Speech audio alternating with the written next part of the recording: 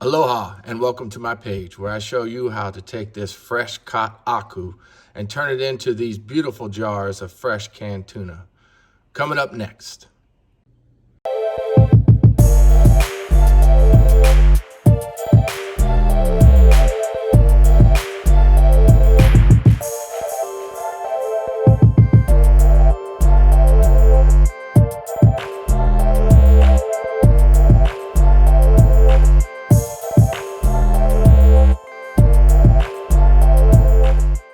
Let's identify our fish. We'll be using aku, also known as skipjack tuna, which has a beautiful red meat and is great for poke, seared, and in this case, using it for canned tuna. Now let's get the fish off the boat and ready for processing. You must remove the two fillets from both sides of the fish. Then you will remove the quarter bone and bloodline until you get these beautiful red fillets. As you can see here, as we remove this fillet, how deep and red the meat is as it comes off. Absolutely delicious. Now it's time to move the kitchen. We have processed the fish into 1-inch cubes and it's time to start packing the jars. I'm using 16-ounce jars which hold approximately 1 pound of fish in each one. Make certain to pack the jars tightly to prevent any air pockets from forming.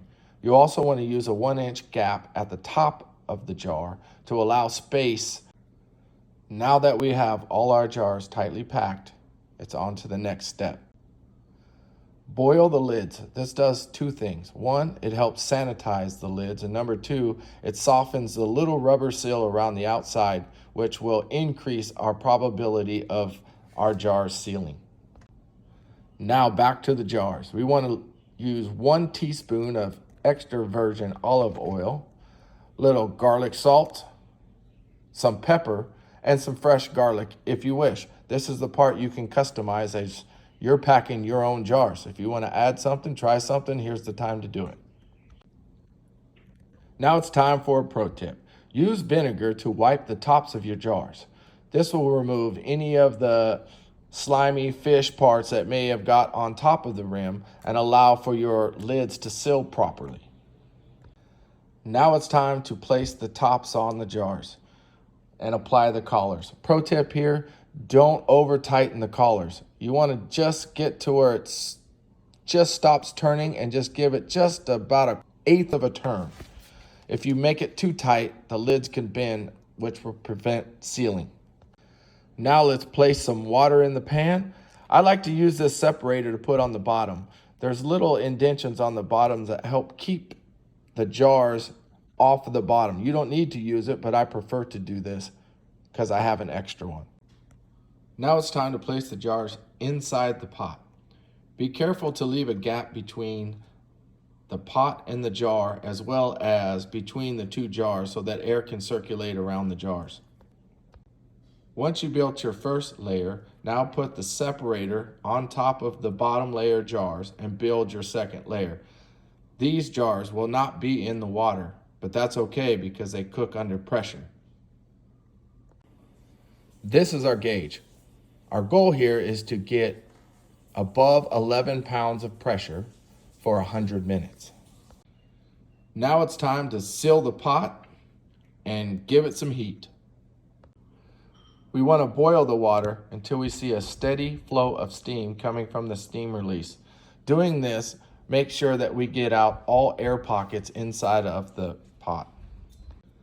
Once we have our steady flow of steam, place the weight over the steam release, which will allow pressure to begin to build in the pot.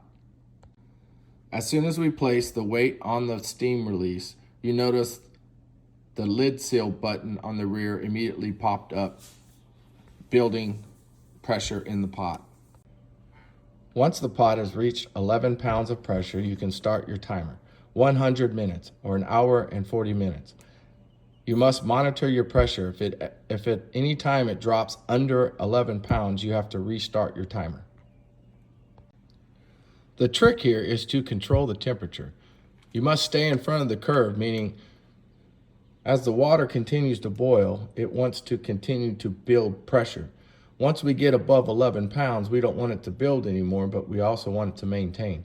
So you have to do a steady course of reducing the heat in order to accomplish this task. Once your timer has gone off, turn off the heat and remove pot from heat and allow it to cool naturally.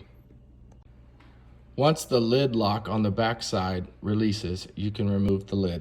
Remove the jars to a cooling area. As you can see here, the inside contents of the jars are still boiling and will continue to boil.